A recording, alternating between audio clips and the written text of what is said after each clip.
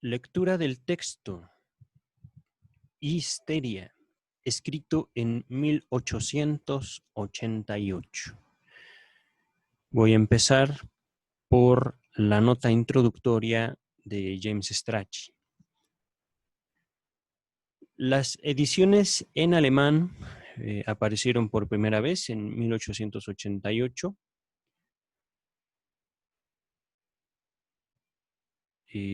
La primera aparición fue en el Diccionario de Medicina en General.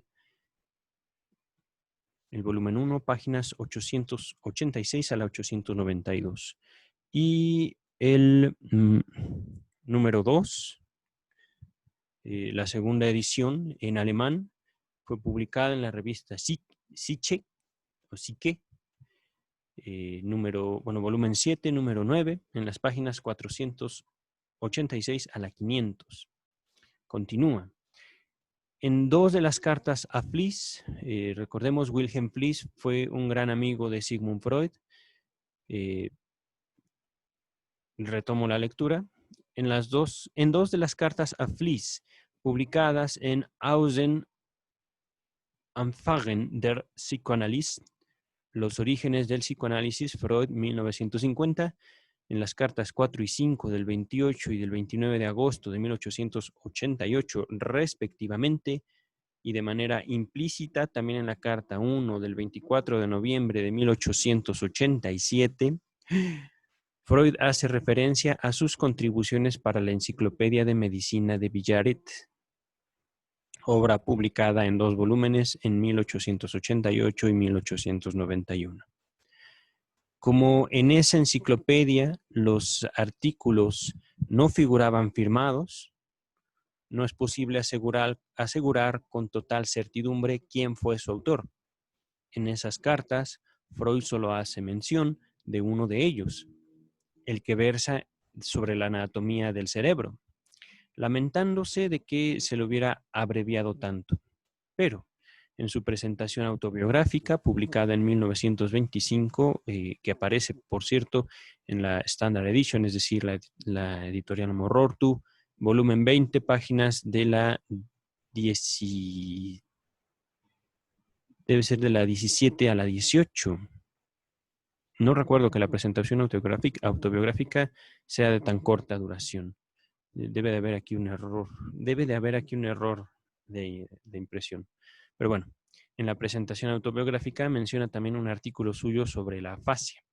Los editores de Außen Anfängen sugieren que deben atribuirse a su pluma, es decir, a la pluma de Freud, además, artículos sobre las paresias y parálisis infantiles, y con más convicción concluyen como de probable autoría de Freud el artículo sobre la histeria que aquí presentamos. Aquí hay una nota a pie de página que dice: no es tan evidente que pertenezca a Freud. Otro artículo, mucho más breve, sobre la histeroepilepsia, aunque sí es muy probable que sea suya una de las notas a pie de página incluidas en él. Ofrecemos este artículo en el apéndice. Véase la página número 64. Retomo la lectura. Ahí termina la nota a pie de página. Al imprimírselo, este artículo sobre la histeria en 1953, recordemos, Sigmund Freud muere en 1939, en la revista Psyche de Stuttgart, es decir, de la revista Psyche de Stuttgart, fue precedido de un breve trabajo del profesor Paul Vogel, quien proporcionó una admirable y convincente síntesis de los argumentos que permiten sostener que el artículo fue efectivamente obra de Freud. Nadie que lo lea en su conexión con otros de sus escritos de la época puede dudar en algún momento de que él sea el autor.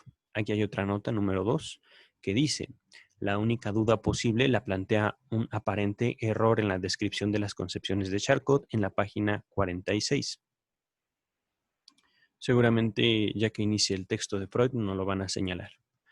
Aparte de que se reiteran aquí toda una serie de opiniones expresadas por Freud en otros trabajos que llevan su firma, hay un punto en particular que parece incontestable. Hacia el final, describe en un pasaje, en la página 62, el método catártico y lo atribuye expresamente a Breuer. Por esa fecha, en 1888, el método de Breuer no había sido dado a publicidad por él ni por ninguna otra persona. Fue difundido por primera vez más de 4 años después, en la, entre comillas, comunicación preliminar, cierra comillas, de Breuer y Freud, publicada en 1893. Según nos dice Freud en su presentación autobiográfica, en la página 19 del tomo de Amor-Rortu, tomo 20, perdón, de Amor-Rortu, él, es decir, Freud, había trabado conocimiento con Breuer desde hace mucho tiempo atrás y tenía noticia de su método aún antes de irse a París en 1885. De este modo, puede considerarse un hecho establecido que Freud es el autor del presente artículo.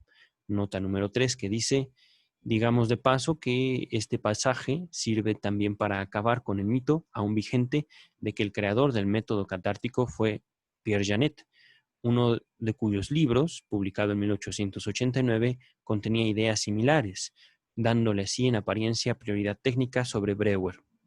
La presente referencia de 1888, que curiosamente ha sido por lo general pasada por alto, da por tierra esta pretensión. Pero en el debate acerca de este punto debe sopesarse la opinión de Anderson, sumariamente expresada en la nota de pie de página de la nota de la página número 62. Retomo la última parte de la introducción de James Strachey. Dice, en general, aquí Freud sigue todavía muy cerca de las doctrinas de Charcot sobre la histeria.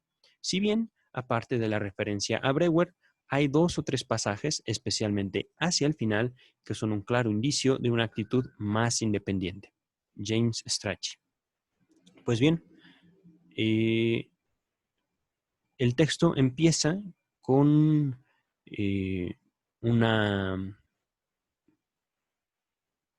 definición de histeria. Viene la palabra histeria en mayúsculas, seguida de una serie de símbolos griegos que yo quisiera presentarles.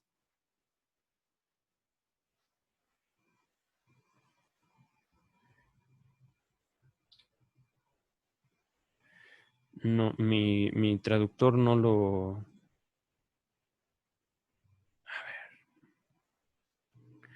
Vamos a pasarlo entonces del español al griego. Histeria. Mira, es exactamente lo mismo. Es la palabra histeria del griego y es prácticamente la misma que en español. En griego viene un paréntesis que indica que su significado en griego quiere decir matriz o útero. En francés también aparece la palabra hysterie. En inglés hysterics. En italiano histeria sin H. O también, realmente no sé qué signifique la F, debe de ser, bueno, histerismo, que es derivado de la palabra histeria. Viene el apartado número 1, dice historia. El nombre de, entre comillas, histeria, proviene de los primeros tiempos de la medicina y expresa el prejuicio solo superado en nuestra época de que esta neurosis va unida a unas afecciones del aparato genésico femenino, es decir, el útero o la matriz. En la Edad Media desempeñó un significativo papel histórico-cultural a consecuencia de un contagio psíquico. Se presentó como epidemia y constituye el fundamento real de la historia de las posesiones por el demonio y la brujería. Documentos de esta época atestiguan que su sintomatología no ha experimentado alteración alguna hasta el día de hoy. Su apreciación y su mejor inteligencia solo se inician en los trabajos de Charcot y de la escuela de la Salpêtrière, por él inspirada. Hasta entonces, la histeria era una bête noire de la medicina. Denme un segundo. Esta es una palabra en francés, me parece.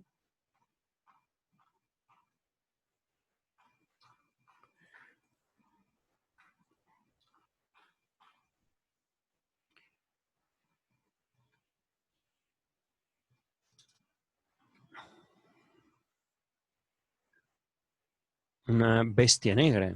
Bête noire. Bête noire. Retomando otra vez el texto. Hasta entonces la histeria era la bête noire de la medicina, la bestia negra de la medicina.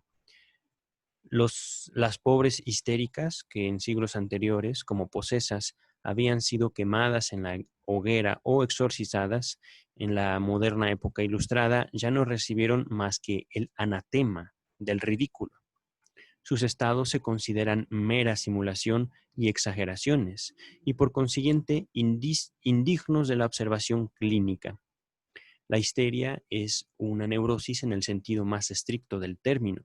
Vale decir que no se han hallado para esta enfermedad alteraciones anatómicas perceptibles del sistema nervioso. Y, además, ni siquiera cabe esperar que algún futuro refinamiento de las técnicas anatómicas pudiera comprobarlas, es decir, las alteraciones anatómicas. La histeria descansa por completo en modificaciones fisiológicas del sistema nervioso y su esencia debería expresarse mediante una fórmula que diera razón de las relaciones de excitabilidad entre las diversas partes de dicho sistema. Pero esa fórmula fisiopatológica no se ha hallado todavía. Entre tanto, será preciso conformarse con definir la neurosis en términos puramente nosográficos. Nosográficos. Me gustaría compartir con ustedes ese término.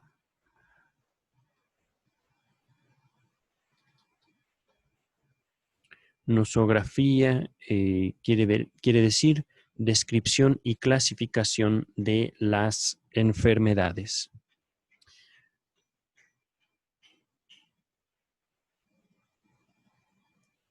Retomando el texto, dice, entonces, pero esa fórmula fisiopatológica no se ha hallado todavía. Entre tanto, será preciso conformarse con definir la neurosis en términos puramente nosográficos, por el contrario de los síntomas que en ella, es decir, en la histeria, aparecen, tal como, por ejemplo, la enfermedad de Basenbow, que se caracteriza por un grupo de síntomas: exoftalmia, estruma, temblor, aceleración del pulso y alteración psíquica, sin mirar por los nexos más estrechos entre estos fenómenos. Número 2. Definición. Autores tanto alemanes como ingleses suelen todavía hoy aplicar arbitrariamente los rótulos de, entre comillas, histeria, cierra comillas, abre comillas otra vez, histérico, cierra comillas, y arrojar en una misma bolsa, entre comillas, histeria, cierra comillas, con nerviosidad general, neurastenia, muchos otros estados psicóticos y diversas neurosis que todavía no han sido destacadas del caos de las afecciones nerviosas. En cambio, Charcot establece que, entre comillas, histeria, cierra comillas, es un cuadro patológico bien deslindado y separado, que se puede discernir con la mayor claridad en los casos extremos de la llamada grande hystérie o histeria grande, o también histeroepilepsia. Nota número 1 que nos dice, véase empero el artículo sobre la histeroepilepsia, contenido en este tomo en la página número 64. Además, es histeria aquello que, en formas más leves y rudimentarias, se puede situar en una misma serie con el tipo de la grande hystérie o histeria grande, y poco a poco se desdibuja hasta llegar a lo normal. La histeria se diferencia radicalmente de la neurastenia y aún, en sentido estricto, se le contrapone. Número 3. Sintomatología. La sintomatología de la gran histeria, entre comillas gran histeria, rica en extremo, mas no por ello carente de ley, se compone de una serie de síntomas entre los que se incluyen. Punto número 1. ataques convulsivos. Están precedidos por un, entre comillas, aura, cierra comillas, peculiar. Presión en el epigastrio, opresión en la garganta, martilleo en las sienes, zumbido en los oídos o partes de este complejo de sensación. Estas sensaciones, llamadas de, entre comillas, aura, aparecen en los histéricos también de manera autónoma y representan por sí solas un ataque. Bien conocido es, sobre todo, el globus hystericus. Así está escrito, lo leo literal. El sentimiento referible a un espasmo faríngeo de una bola que subiría del epigastro a la garganta. El ataque propiamente dicho muestra, si es completo, 3 fases. Nota a pie de página número 2. La nota al pie dice, habitualmente Charcot menciona 4 fases de los grandes ataques histéricos. Véase, por ejemplo, sobre la teoría del ataque histérico, escrita, o mejor dicho, publicada en 1940, página 151, y la misma comunicación preliminar, publicada en 1893, que se encuentra esta en el tomo número 2 de la Standard Edition, página 39. Continúa la nota número 2 y dice, no siempre Charcot la separa en forma definitiva, omitiendo a veces la cuarta fase, la del, entre comillas, delirio terminal, cierra comillas. Véase, por ejemplo, en obras traducidas por Freud, estas 2 descripciones distintas, y, entre comillas, 4 periodos agudamente diferenciados, cierra comillas.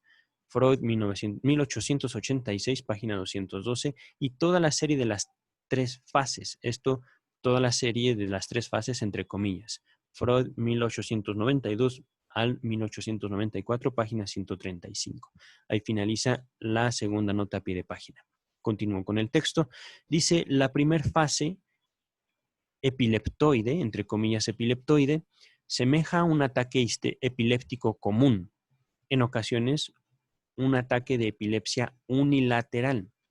La segunda fase de los grands moviments, o los grandes movimientos, entre comillas, muestra movimientos de gran envergadura, como los llamados, entre comillas, movimientos de salud, así como una gran agitación corporal. Posturas en forma de arco, arc de cercle, arc de cercle. Otra palabra en francés. Permítame un segundo.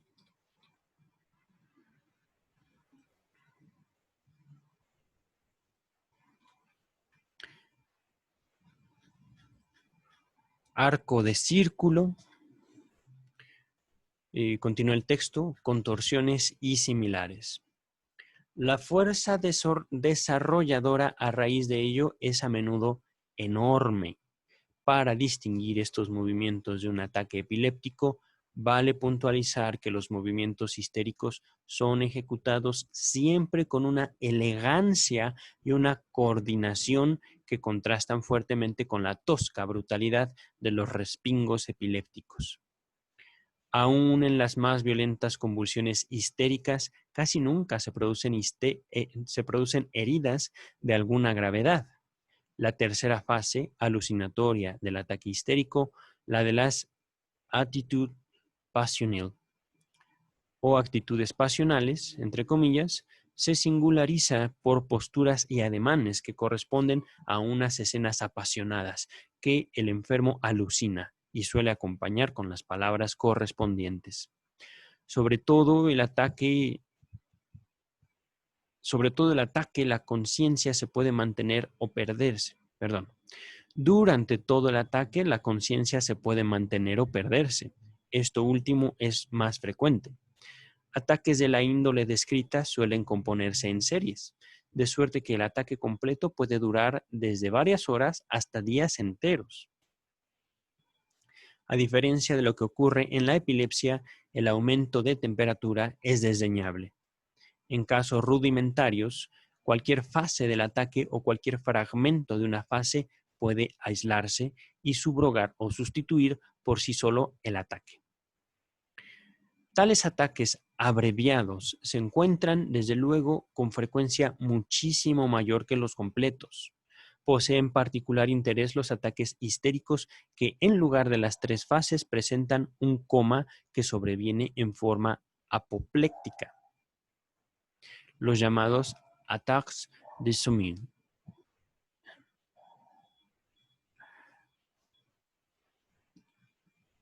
Les comentaba que una dificultad del psicoanálisis es, digamos, su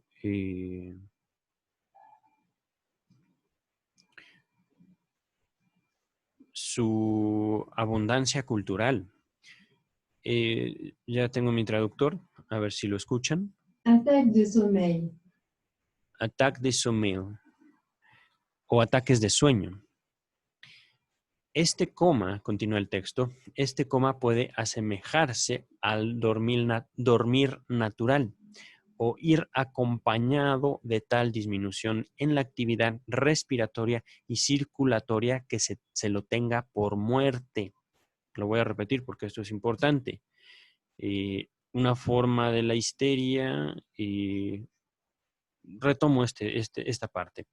Poseen particular interés los ataques histéricos que, en lugar de las 3 fases, presentan un coma que sobreviene en forma apopléctica, los llamados ataques de sueño, en francés, attaque de sommeil.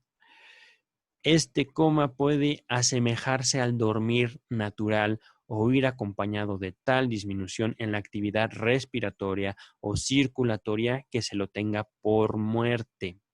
Se han verificado casos en que tales estados se prolongaron durante semanas y meses. En este dormir continuado, la nutrición corporal disminuye poco a poco, aunque ello no supone peligro mortal. Este síntoma de los ataques tan característico falta en aproximadamente un tercio de los histéricos. Estamos entonces hablando de la sintomatología. Ahí termina el inciso 1 o el punto número 1. Otra sintomatología se aborda en el punto número 2 y tiene por título zonas histerógenas.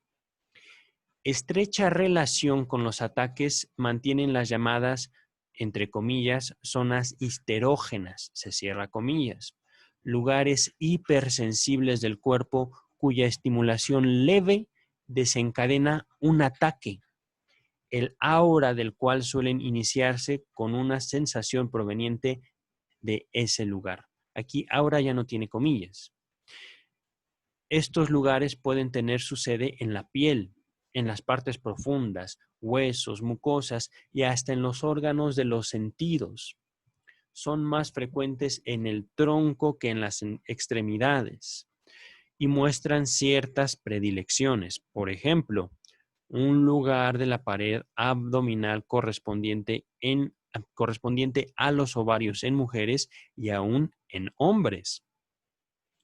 La coronilla, la región situada bajo el pecho, y en los hombres los testículos y el cordón espermático.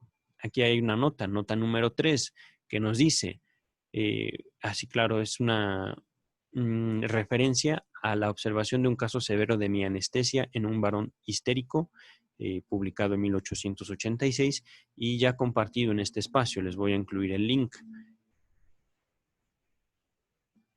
Continúa el texto. A menudo la presión ejercida sobre estos lugares no desencadena la convulsión, sino las sensaciones de aura. No viene aura con comillas, simplemente dice aura. Continúa en el texto. Desde algunas de estas zonas histerógenas se puede ejercer también un influjo inhibidor sobre el ataque convulsivo.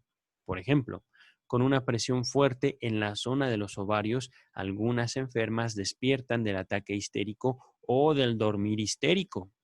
En el caso de estos enfermos se puede prevenir un ataque en cierne si se les hace llevar un cinturón a modo de braguero, cuya almohadilla oprima la región de los ovarios. Las zonas histerógenas son ora numerosas, ora escasas, es decir, a veces numerosas, a veces escasas, unilaterales, es decir, de una sola parte del cuerpo, o bilaterales, en las dos partes del cuerpo. Ahí termina en la nota el punto número 2 en cuanto a las zonas histerógenas. E inicia el punto número 3, perturbaciones de la sensibilidad. Son los signos más frecuentes de la neurosis y los más importantes para el diagnóstico. Perduran aún en los periodos de intervalo y revisten significatividad tanto mayor cuanto que en la sintomatología de las afecciones encefálicas orgánicas, las perturbaciones de la sensibilidad desempeñan un papel proporcionalmente menor. Consisten en una anestesia o una hiperestesia, es decir, no hay sensación o hay demasiada sensación en estas partes del cuerpo. Y en materia de extensión y en grados de intensidad muestran una libertad máxima que no se alcanza en ninguna otra enfermedad. Pueden estar afectados de anestesia la piel, mucosas, huesos, músculos y nervios, órganos de los sentidos y vísceras. Sin embargo, la anestesia de la piel es la más frecuente. Con respecto a la anestesia histérica de la piel, todas las variedades de sensación en la piel pueden disociarse y mostrar un comportamiento por entero independiente unas de otras. La anestesia puede ser total o afectar solo la sensibilidad para el dolor. Analgesia se le llama, que es la más habitual. O solo la sensación de temperatura, de presión o de electricidad, o bien las sensaciones musculares. La única posibilidad que no se presenta en la histeria es el deterioro exclusivo de la sensibilidad táctil, conservándose las restantes cualidades. En cambio, a veces ocurre que meras sensaciones táctiles producen una impresión dolorosa, conocida como alfagesia. La anestesia histérica suele ser de grado tan alto que la más intensa faradización de troncos nerviosos no origina ninguna reacción sensible. Aquí es importante, faradización me parece que es la estimulación eléctrica de los troncos nerviosos. En cuanto a su extensión, la anestesia puede ser total y aquejar, en casos raros, a toda la superficie de la piel y a la mayoría de los órganos sensoriales. Más a menudo, empero, consiste en una hemianestesia semejante a la producida por lesión de la cápsula interna, pero se distingue de la hemianestesia debida a una afección orgánica porque por lo común rebasa en alguna parte la línea media.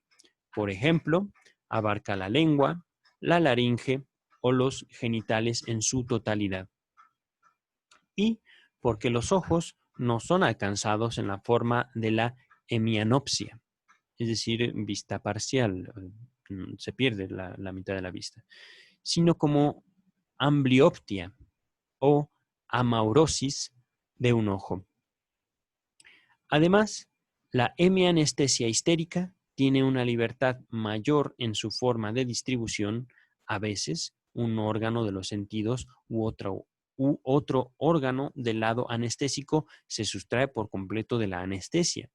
Por añadidura, cualquier lugar sensible dentro del cuadro de la hemianestesia puede ser subrogado, es decir, sustituto por el lugar simétrico del otro lado. Transferencia espontánea. Véase una referencia a la página 53, que ahorita vamos a pasar por alto. Continúo con el texto. Por último, la anestesia histérica puede presentarse en focos dispersos, ser unilateral o bilateral, o aparecer meramente en ciertas zonas, monopléjica, en las extremidades o en la forma de parche sobre órganos internos afectados, como la laringe, el estómago, etc. en todos estos nexos puede ser subrogada por una hiperestesia. Recuerden, hiperestesia es mucha sensación. En la anestesia histérica, los reflejos sensibles, por ejemplo, los reflejos conjuntival, estornutatorio y faringio, están por lo común disminuidos. En cambio, se conservan los reflejos de la córnea, de la glotis, de importancia vital. Los reflejos vasomotores y la dilatación de las pupilas por estimulación de la piel no son perturbados, ni aun en caso de la anestesia grave de esta. La anestesia histérica es en general un síntoma que tiene que ser examinado por el médico, pues aunque su extensión e intensidad sean muy grandes, suele escapar por completo la percepción del enfermo. Como diferencia respecto a las anestesias orgánicas, cabe destacar que la perturbación histérica de la sensibilidad, por regla general, no estorba a los enfermos en ninguna de sus actividades motrices. Los lugares de la piel histérico-anestésicos a menudo son isquémicos, no sangran si se los punza, si se los pica. Empero, esta es solo una complicación y no una condición necesaria de la anestesia. Artificialmente es posible separar entre sí ambos fenómenos. A menudo existe una relación recíproca entre anestesia y zonas histerógenas, como si toda la sensibilidad de una parte del cuerpo se hubiera comprimido en una sola zona. Las perturbaciones de la sensibilidad son aquellos síntomas sobre los cuales se puede fundamentar el diagnóstico de histeria, aún en las formas más rudimentarias. En la Edad Media, el descubrimiento de lugares anestésicos y no sangrantes, stigmata diaboli, se consideraba prueba convincente de brujería. Ahí finaliza el punto número 3 o el apartado número 3 en cuanto a la sintomatología y comienza ahora el punto número 4 que dice perturbaciones de la actividad sensorial.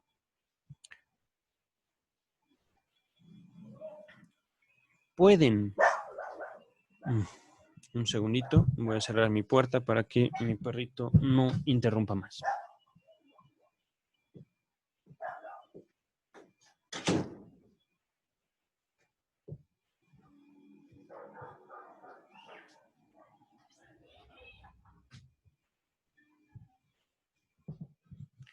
Muy bien, perturbaciones de la actividad sensorial.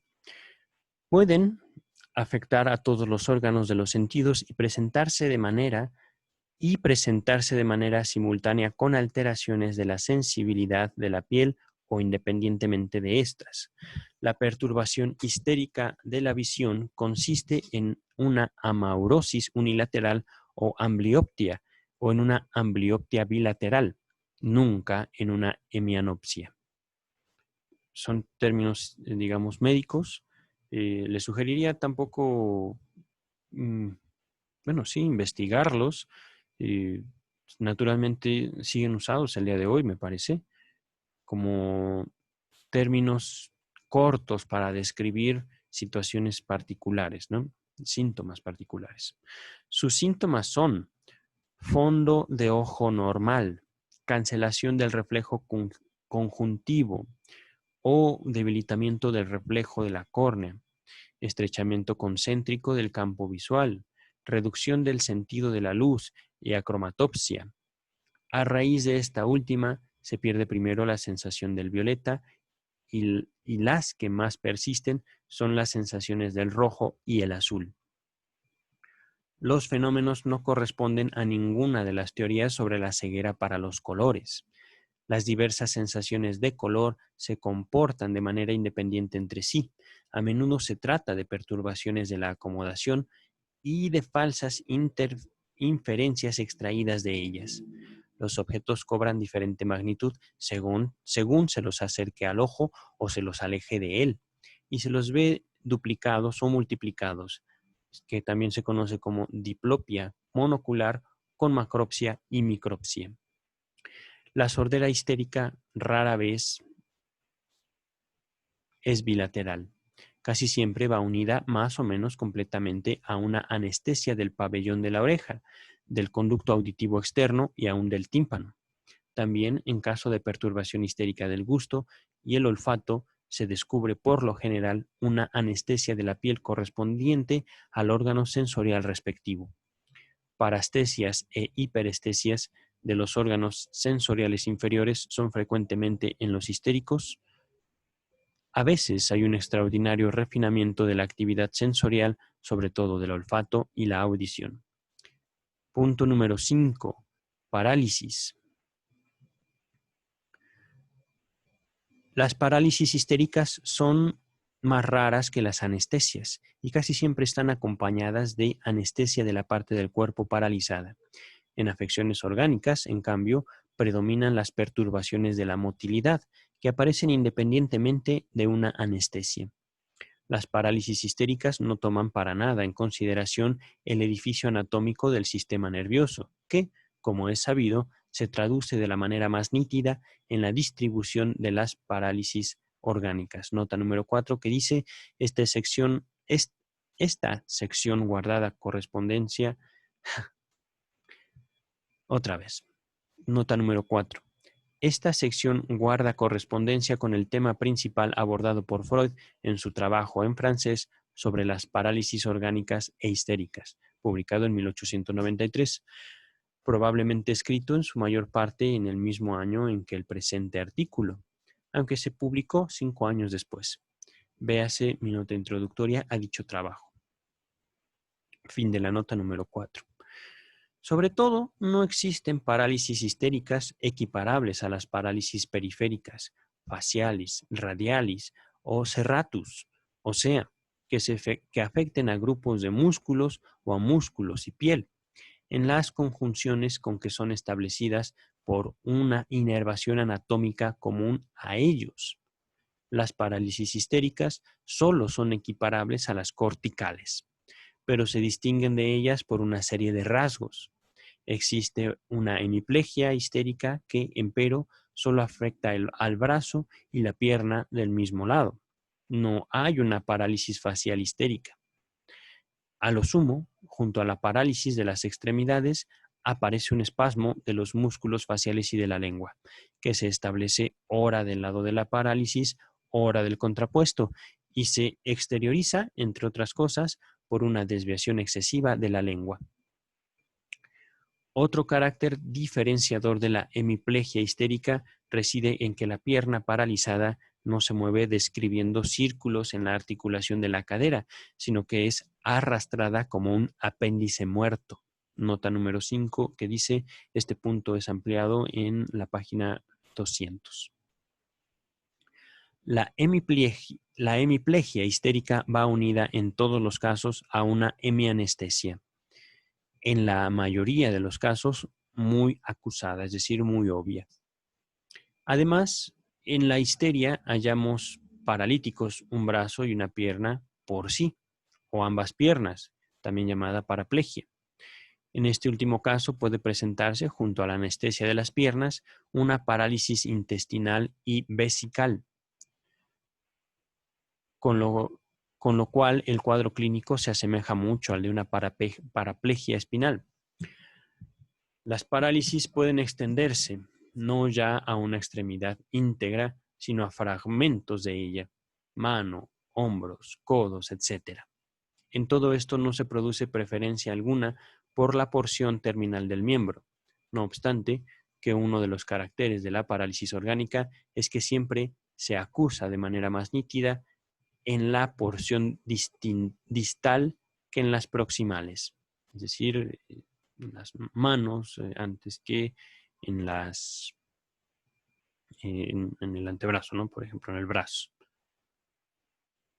Proximal es más próxima al tronco, distal es más distante al tronco.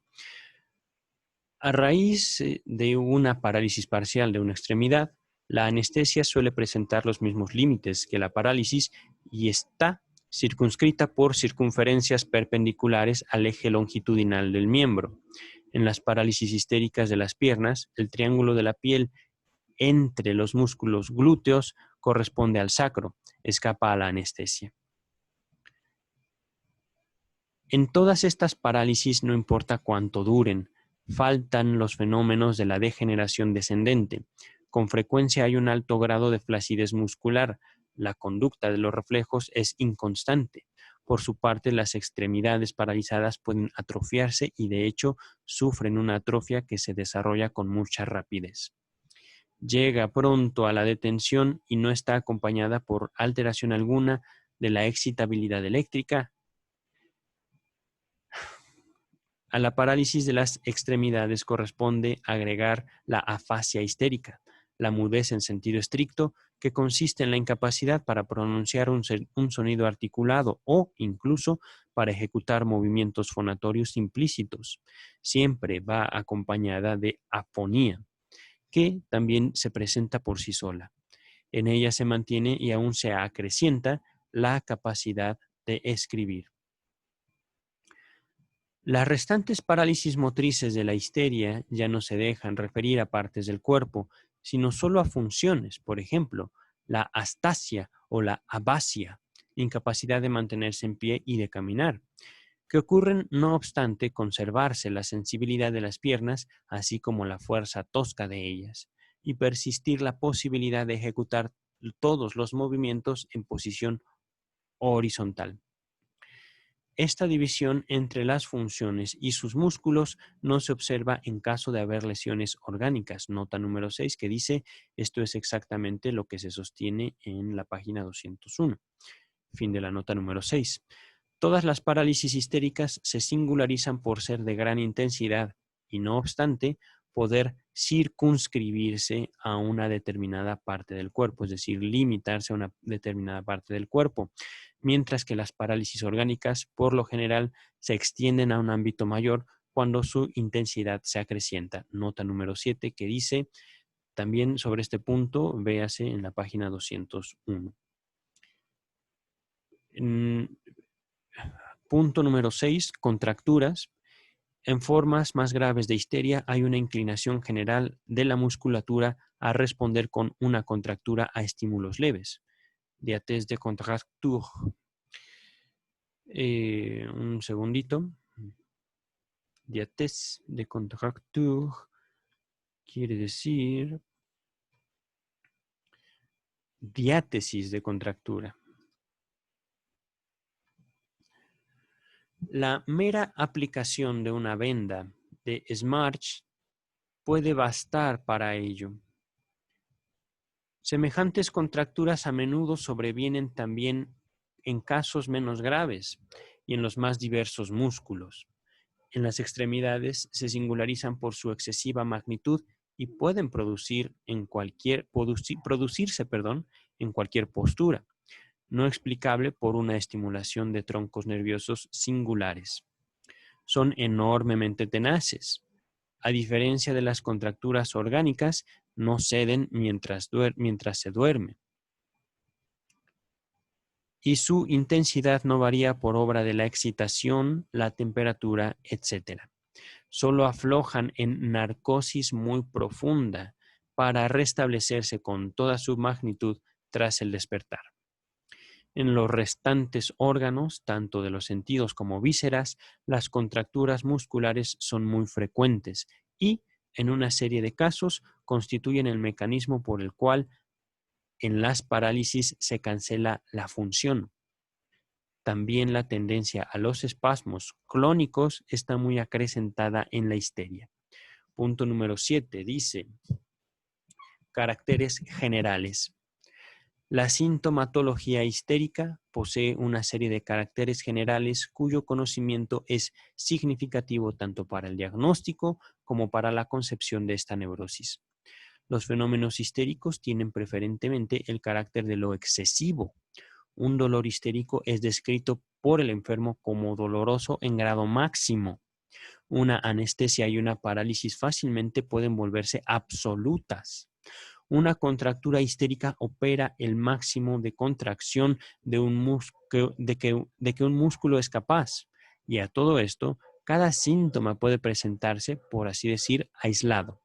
Anestesias y parálisis no van acompañadas por los fenómenos generales que en los casos de lesiones orgánicas atestiguan la afección encefálica o del cerebro y que por su significación eclipsan en general a los síntomas focales.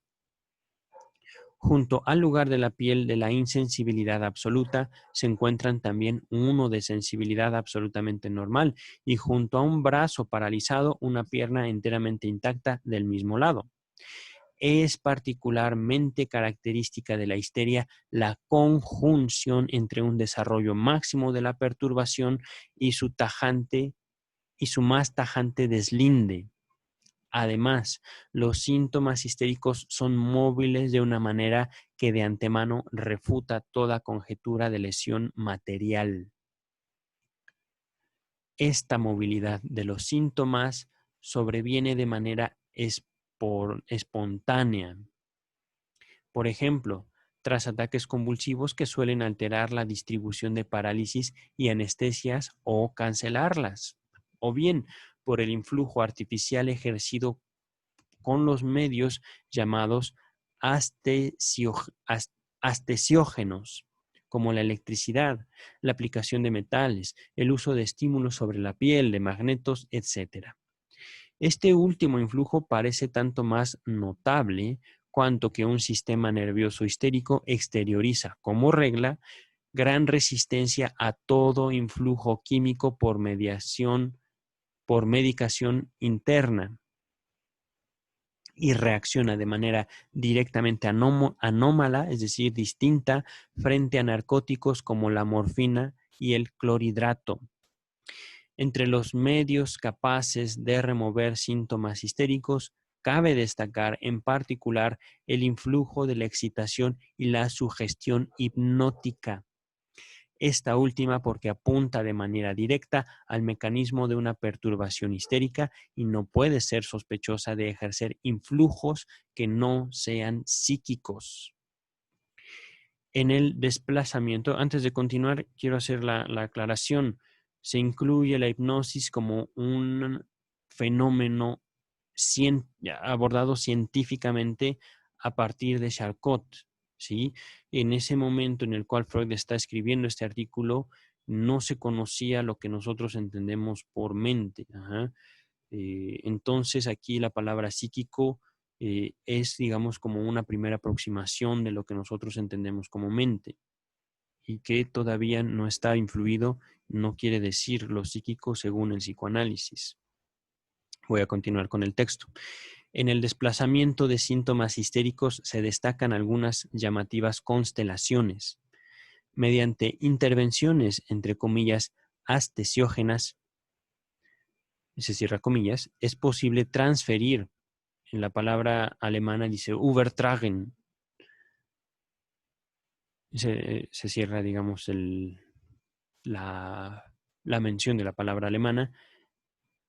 Mediante intervenciones astesiógenas es posible transferir una anestesia, parálisis, contractura, temblor, etcétera, sobre el lugar simétrico de la otra mitad del cuerpo.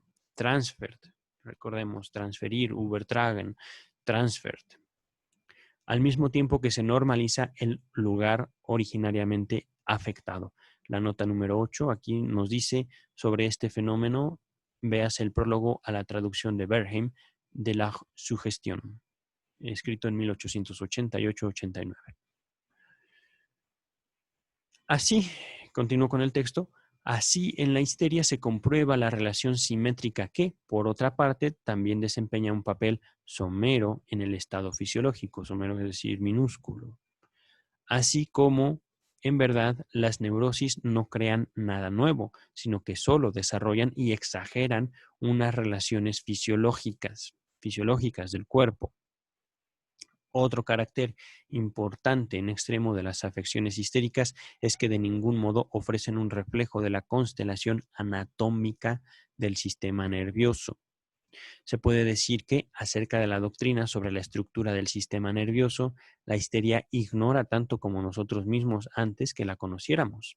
Nota número 9. Una réplica casi literal de esta oración es uno de los famosos enunciados del trabajo en francés. Continúo con la lectura. Como es sabido, los síntomas de afecciones orgánicas espejean la anatomía del órgano central y son las más confiables fuentes para nuestras noticias sobre este último.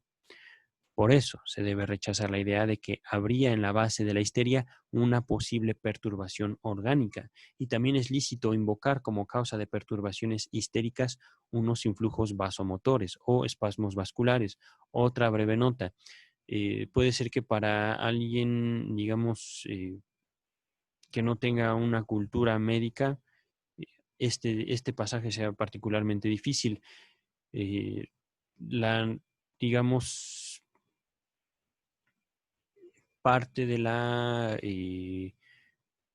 escuela médica nos indica que, o la enseñanza médica nos indica que si nos lastimamos alguna parte de nuestro sistema nervioso, lo vamos a ver reflejado en alteraciones del control, por ejemplo, de la función, ¿no?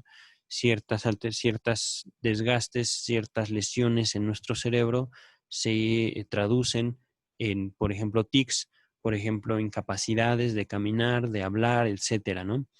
Pero lo que aquí nos dice Freud es que lo que él pudo observar con Charcot y lo que él pudo observar también con su práctica como médico es que en la histeria no hay lesiones orgánicas, no hay lesiones cerebrales.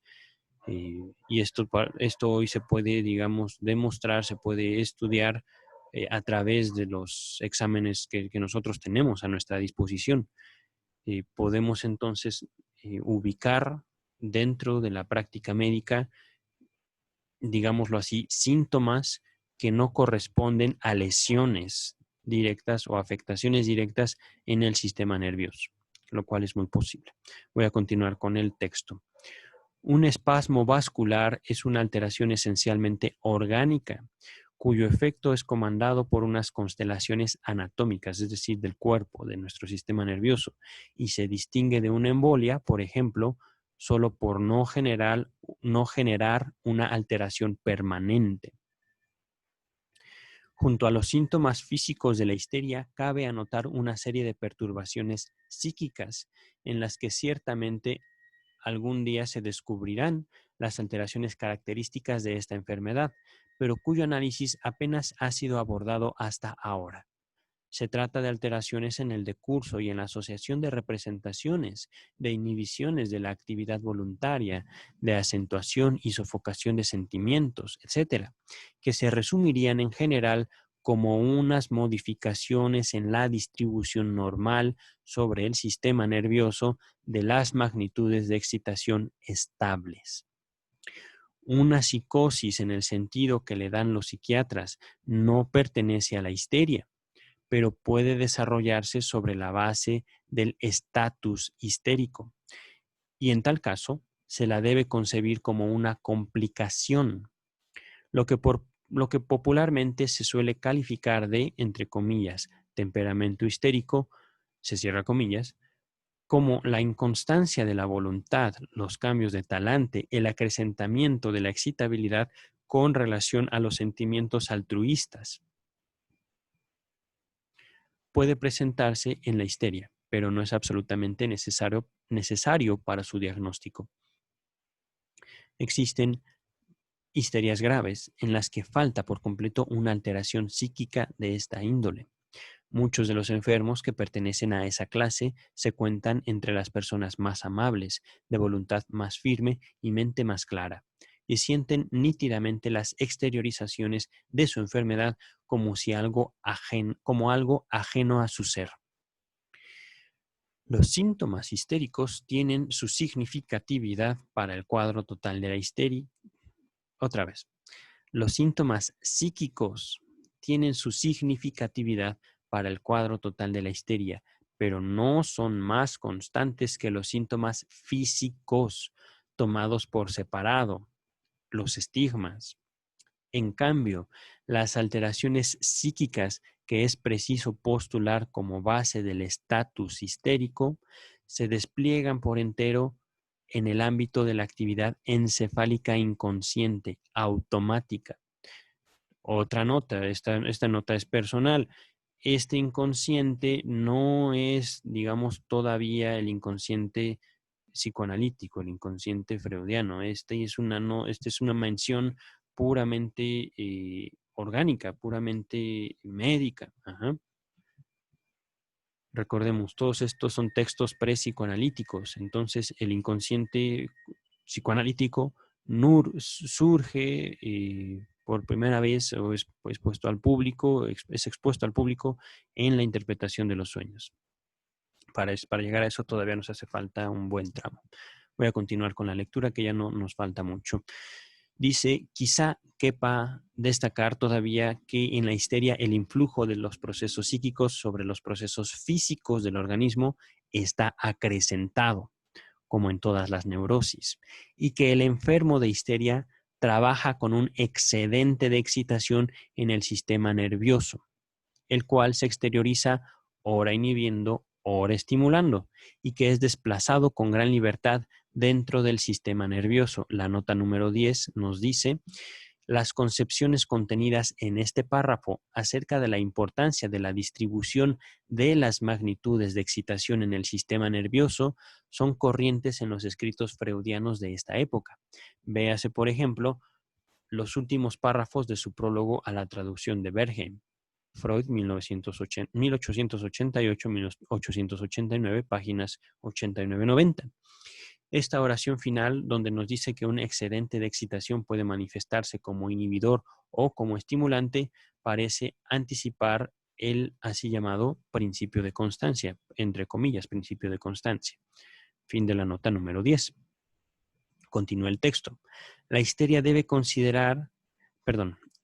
se debe considerar como un estatus, una diátesis nerviosa, que de tiempo en tiempo produce estallidos.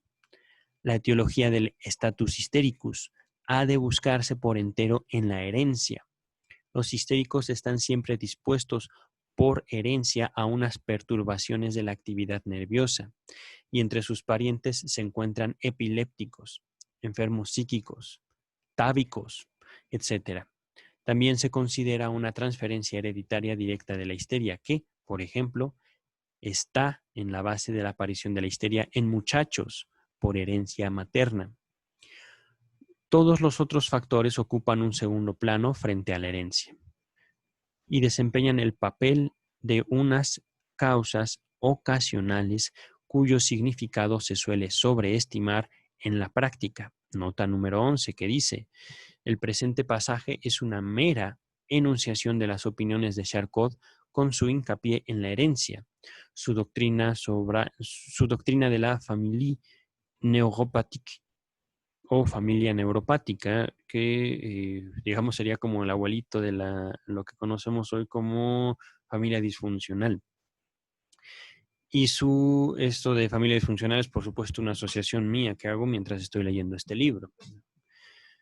Continúa la nota número 11, y su relegación de todos los demás factores a la categoría de agents provocateurs o agentes provocadores. No pasarían muchos años antes de que Freud atacara estas opiniones.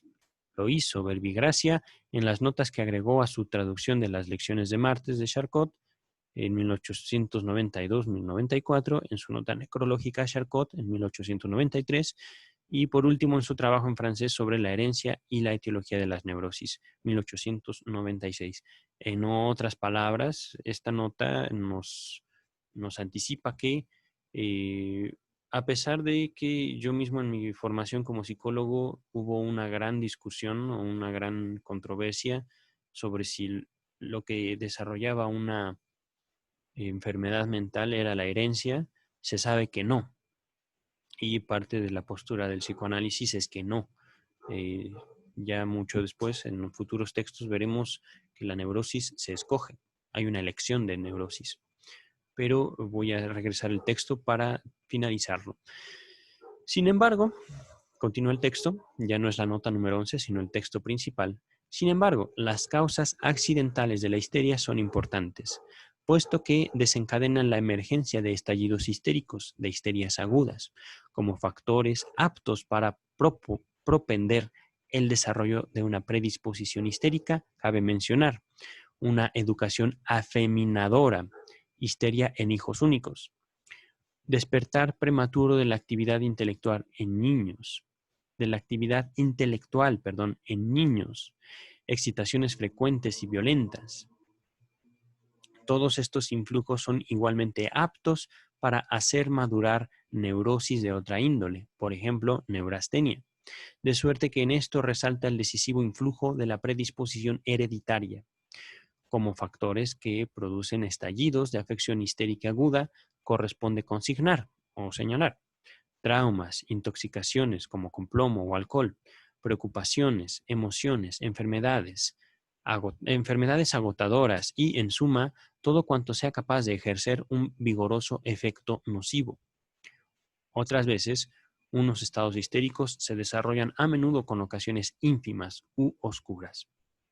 Por lo que atañe al influjo predominante, tantas veces aseverado, de unas anormalidades de la esfera sexual sobre la génesis de la histeria, es preciso decir que su significatividad suele sobreestimarse.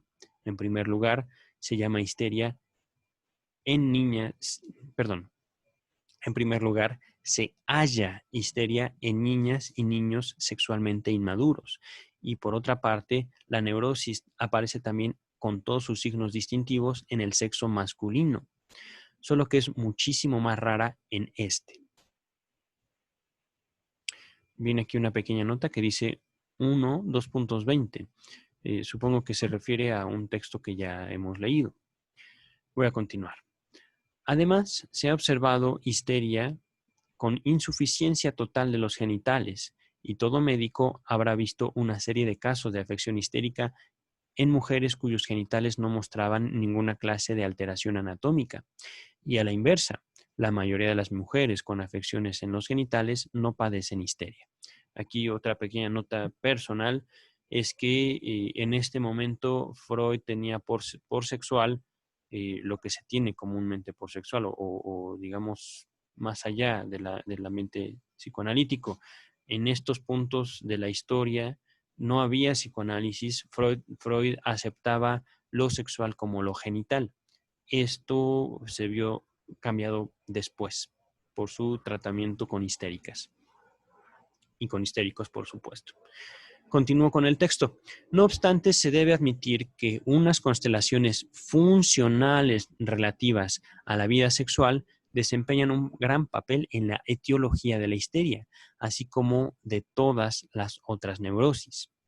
Y ello a causa de la elevada significatividad psíquica de esta función, en particular en el sexo femenino.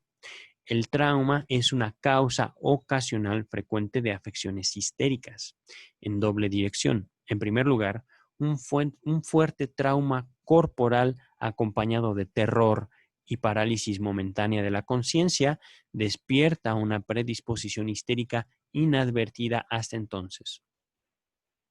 Y, en segundo lugar, por convertirse la parte del cuerpo afectada por el trauma en sede de una histeria local. Así, por ejemplo, en ciertos histéricos, tras un accidente con leve contusión de una mano, se desarrolla una contractura de esta mano o, bajo condiciones análogas, una coxalgia dolorosa, etc.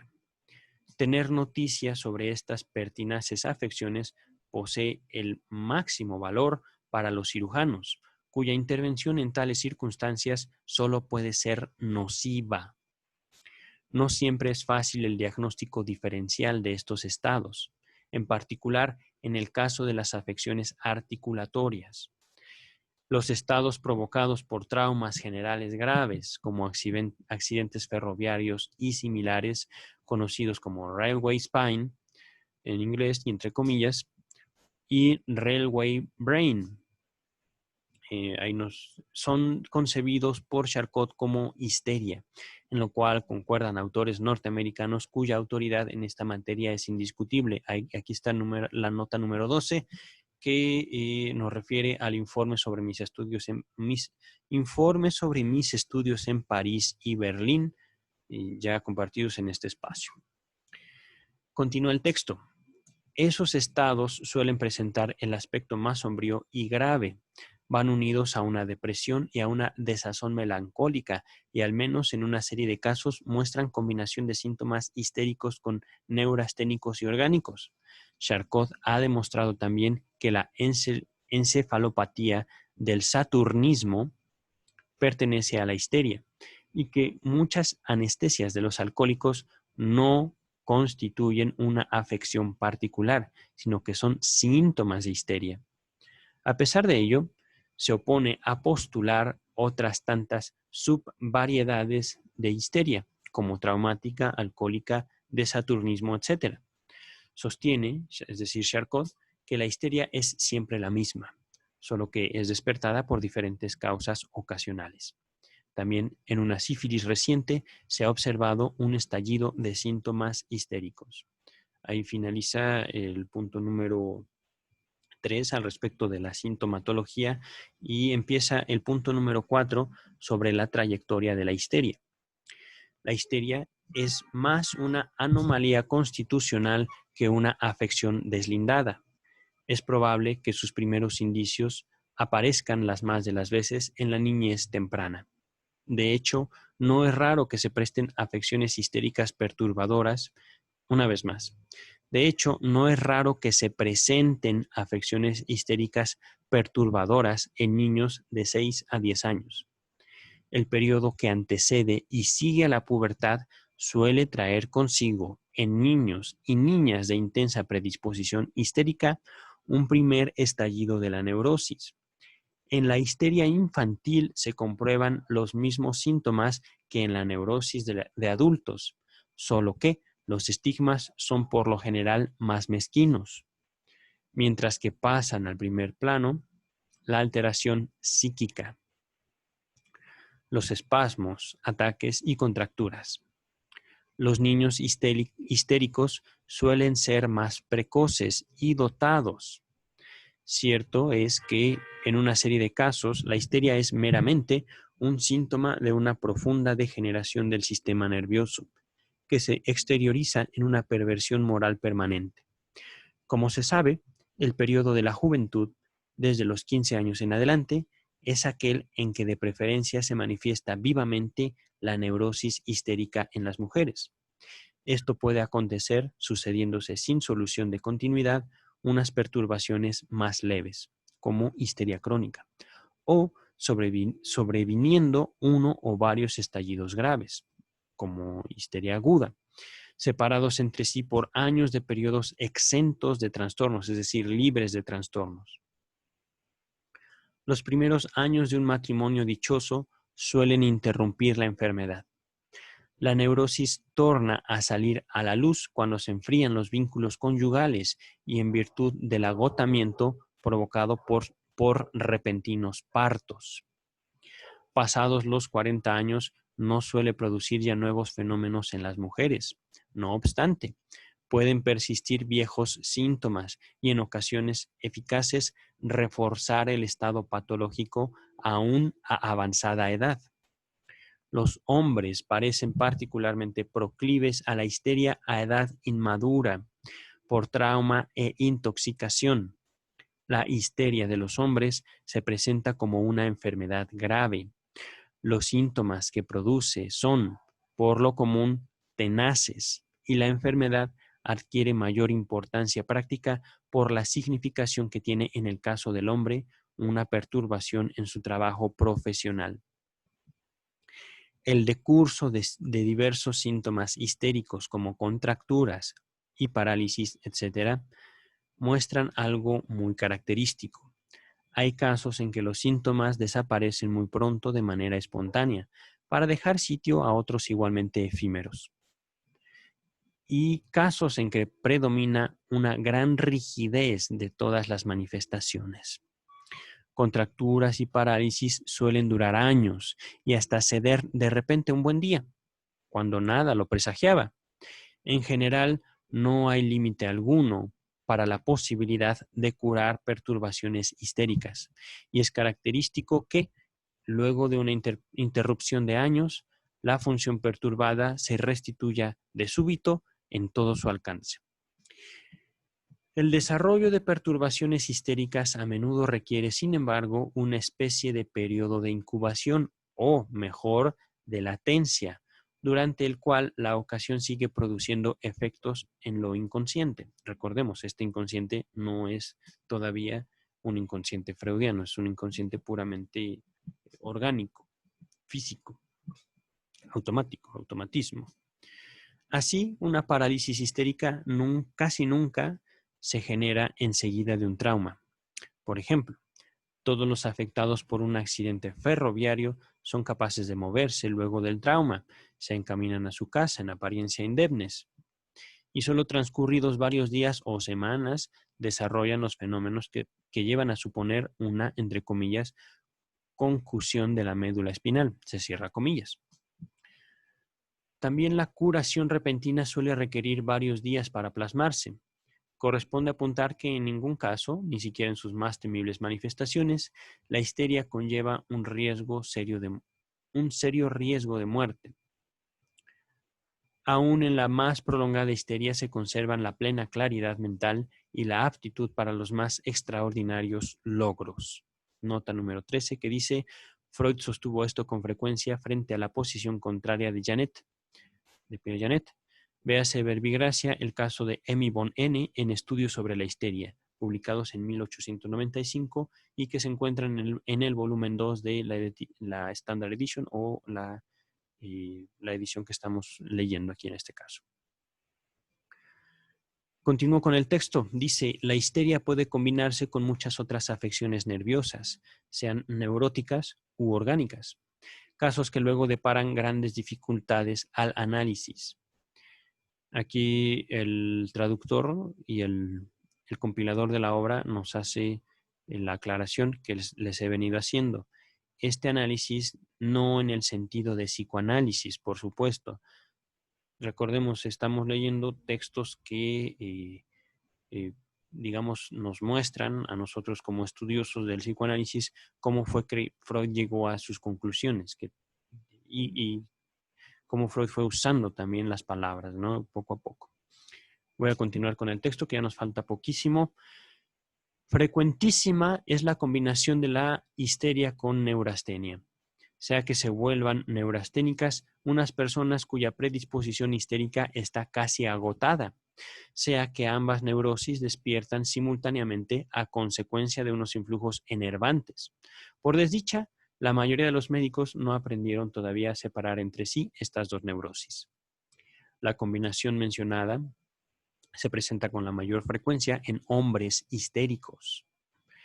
El sistema nervioso masculino tiene una predisposición a la neurastenia, tanto como el femenino a la histeria.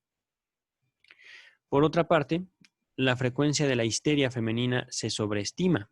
La mayoría de las mujeres que suscitan en los médicos el recelo de ser histéricas son en rigor solamente neurasténicas. Además, una, entre comillas, histeria local, se cierran comillas, puede asociarse con afecciones locales de órganos determinados. Una articulación efectivamente fungosa puede pasar a ser sede de una artralgia histérica. Un estómago afectado de catarro puede dar ocasión a vómito histérico. Globus histéricos, y anestesia o hiperestesia de la piel del epigastrio. En estos casos, la afección orgánica pasa a ser causa ocasional de la neurosis. Afecciones febriles suelen perturbar la plasmación de la neurosis histérica. Una hemianestesia histérica se dé en caso de fiebre. Punto número 5, la terapia de las neurosis, o la terapia de la neurosis, perdón. Es difícil exponerla en breves palabras. En ninguna otra enfermedad puede el médico obtener logros tan milagrosos o quedar tan impotente. Desde el punto de vista de la terapia, es preciso distinguir tres tareas. El tratamiento de la predisposición histérica, de estallidos histéricos o histeria aguda y de síntomas histéricos singulares o histeria local. En el tratamiento de la predisposición histérica, el médico tiene cierto margen de maniobra. Si bien no es posible cancelarla, sí lo es adoptar medidas profilácticas, para que los ejercicios físicos y el cuidado de la salud no queden relegados por la formación intelectual. Puede desaconsejarse que se someta el sistema nervioso a rendimientos excesivos, tratar la anemia, tratar la anemia o clorosis, que parece prestar un particular refuerzo a la inclinación a contraer neurosis y, por último, reducir la significatividad de síntomas histéricos leves. El médico debe guardarse de manifestar de manera demasiado nítida su interés por estos últimos, pues así los alentaría. Un trabajo intelectual serio, aunque sea agotador, rara vez vuelve a alguien histérico. En cambio, sí puede hacerse este reproche a la educación que se imparte en los mejores estamentos de la sociedad y que procura el refinamiento de la sensación y la sensibilidad. En esta medida, el método de generaciones médicas anteriores que trataba las manifestaciones histéricas en jóvenes como malas costumbres y faltas de la voluntad y las castigaban con amenazas no era malo, si bien no respondía a intuiciones correctas. Para el tratamiento de neurosis en niños se consigue más con un rechazo autoritario que con cualquier otro método. Por cierto, que si se transfiere este tratamiento a la histeria en adultos, en casos graves, no se logrará nada. En el tratamiento de histerias agudas, en que la neurosis produce de continuo nuevos fenómenos, la tarea del médico es ardua. Con facilidad se cometen errores y los éxitos son raros. Un segundo, voy a tomar agua, que el texto ya fue muy largo. Gracias. La primera condición para lograr éxitos, como regla, es alejar al enfermo de su medio habitual y aislarlo del círculo en que se generó el estallido.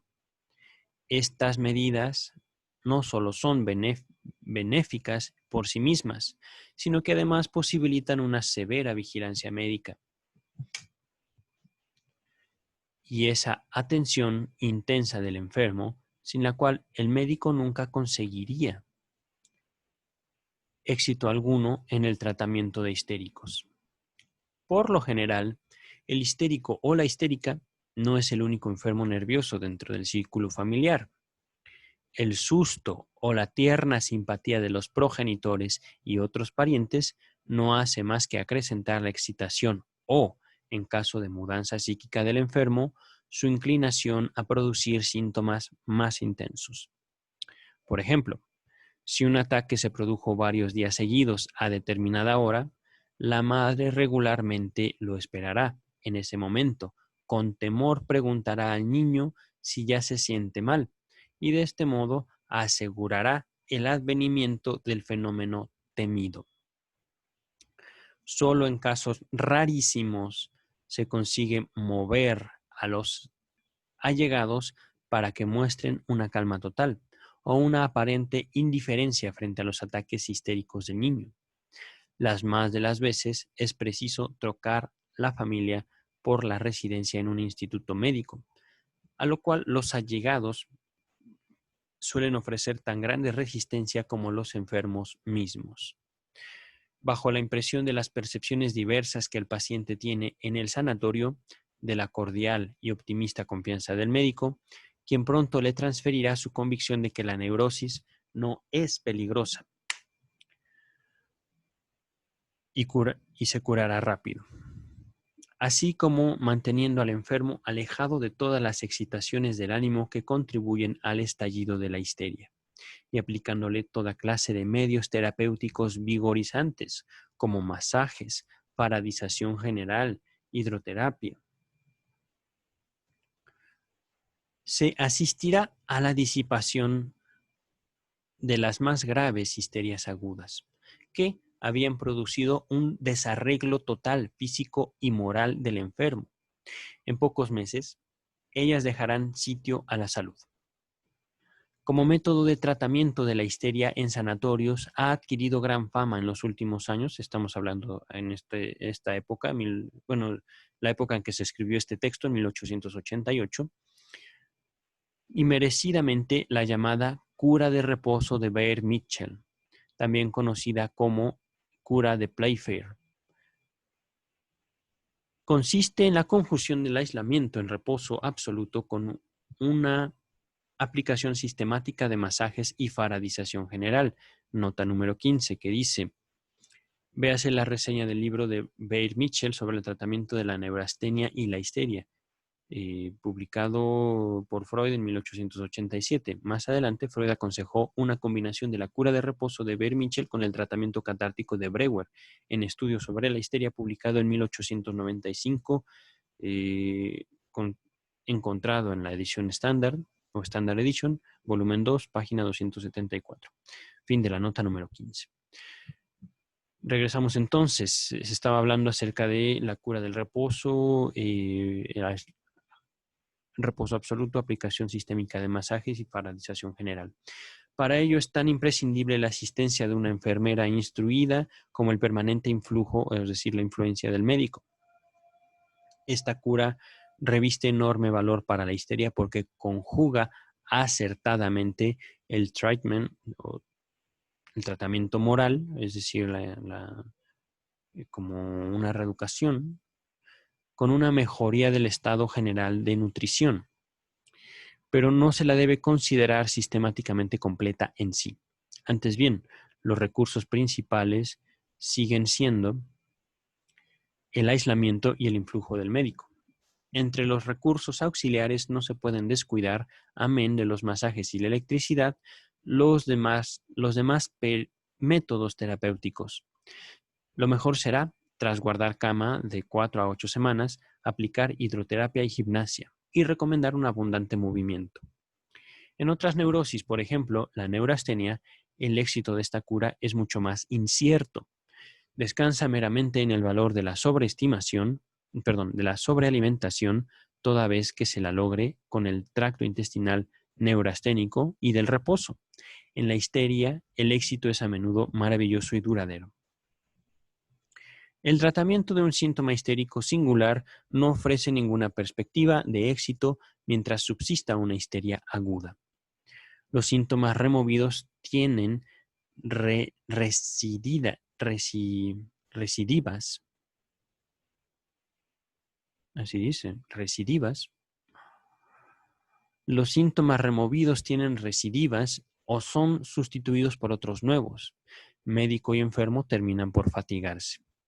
Diversa es la situación cuando los síntomas histéricos son restos de una histeria aguda ya transcurrida o emergen dentro de una histeria crónica, como localizaciones de la neurosis, con un ocasionamiento particular. Sobre todo, se debe desaconsejar en este caso cualquier medicación interna y poner en guardia frente al uso de narcóticos. Recetar narcóticos en una histeria aguda no es más que un grave error médico. En el caso de una histeria local y residual, no siempre se podrán evitar los medicamentos internos. Ahora bien, su efecto es inseguro. Unas veces se produce con maravillosa prontitud, otras es nulo y parece depender solo de la autosugestión del enfermo o de su fe en que sobrevendrá. En otros casos, se puede optar entre un tratamiento directo o uno indirecto del padecer histérico. Este último consiste en dejar a un lado la afección local y empeñarse en obtener un influjo terapéutico general sobre el sistema nervioso, para lo cual uno recomendaría la estadía al aire libre, la hidroterapia, la electricidad, de preferencia franklinización. Este método dudo que se siga usando, pero lo podremos investigar después. Continúo. El mejoramiento de la sangre por medicación de arsénico y hierro. En el tratamiento indirecto es preciso, antes de continuar, les recuerdo que estoy leyendo un texto de 1888. Muchos de estos tratamientos ya no existen, ya no son usados por la comunidad médica. Les recomiendo, por supuesto, en caso de alguna afección, aún la histeria, primero visiten a un médico para descartar posibles daños orgánicos, posibles enfermedades o vaya, influjos de incluso tóxicos sobre el cuerpo, ¿no? Continúo con el texto. En el tratamiento indirecto es preciso atender también a la eliminación de las fuentes de irritación de naturaleza física toda vez que las haya. Por ejemplo, unos espasmos gástricos pueden tener por base un catarro gástrico leve, un enrojecimiento de la laringe o una inflamación de los cornetes nasales pueden producir una pertinaz tos histérica. En cuanto a saber si, de hecho, alteraciones en los genitales ofrecen tan a menudo la fuente irritatoria para síntomas histéricos, realmente parece dudoso. En casos respectivos, tendrían que examinarse con más severo espíritu crítico.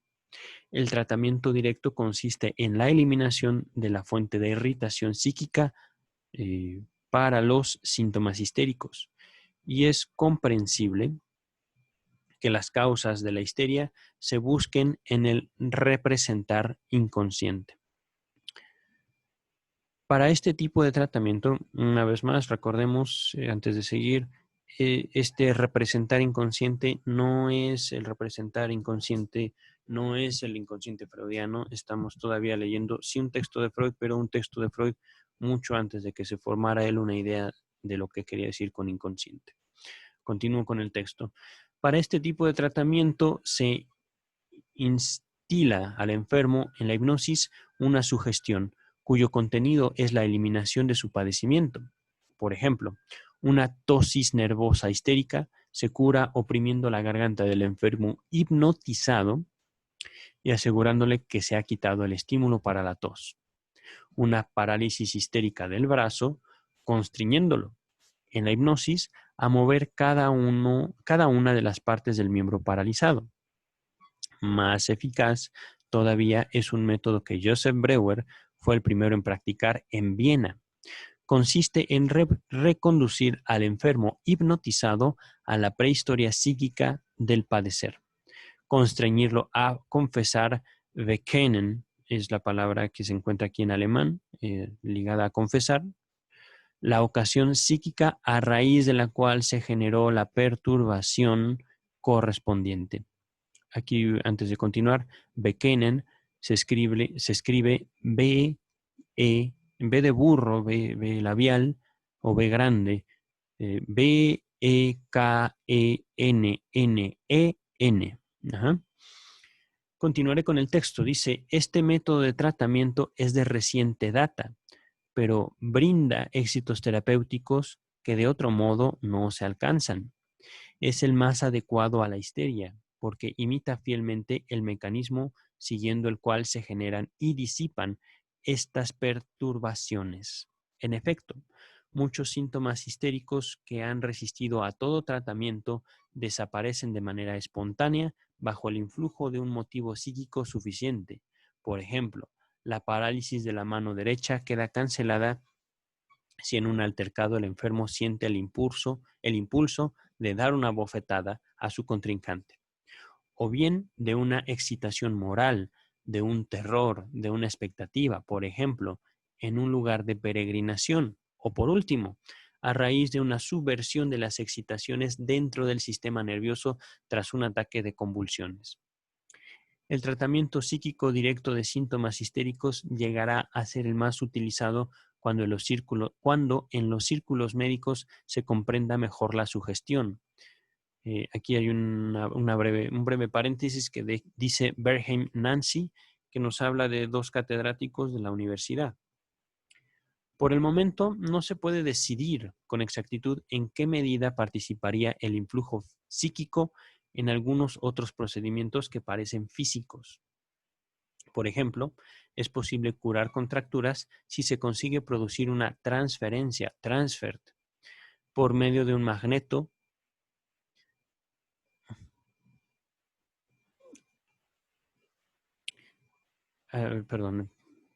Por ejemplo, es posible curar contracturas si se consigue producir una transferencia o entre comillas, entre paréntesis, transfert, es la palabra al parecer alemana, por medio de un magneto.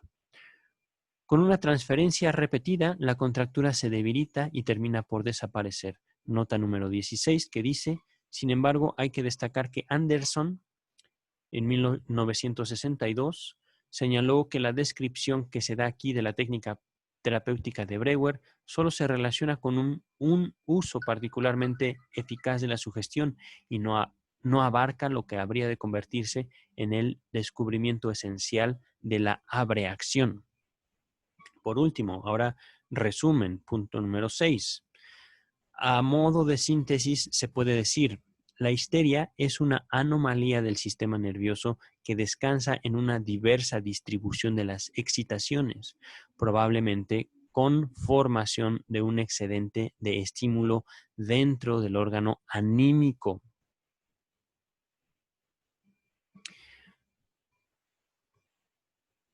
Antes de continuar, yo quisiera preguntarles a ustedes qué es un órgano anímico. Si pueden ustedes describir y comprender lo que es un órgano anímico, estarán más cerca de aproximarse a eso que Freud hizo después en su obra y que él llamó lo inconsciente, ¿no? Todavía en este texto no se ha mencionado, es como un texto muy anterior al psicoanálisis. Continúo ya para finalizar. Su sintomatología, es decir, de la histeria, muestra que este excedente de estímulo es distribuido por representaciones conscientes o inconscientes. Todo cuanto varíe la distribución de las excitaciones dentro del sistema nervioso es capaz de curar perturbaciones histéricas. Tales intervenciones son en parte de naturaleza física, en parte directamente psíquicas. Fin del texto. Estamos ahorita en la página número 63 del primer tomo de la edición Amor Rortu. Gracias por su tiempo y su paciencia.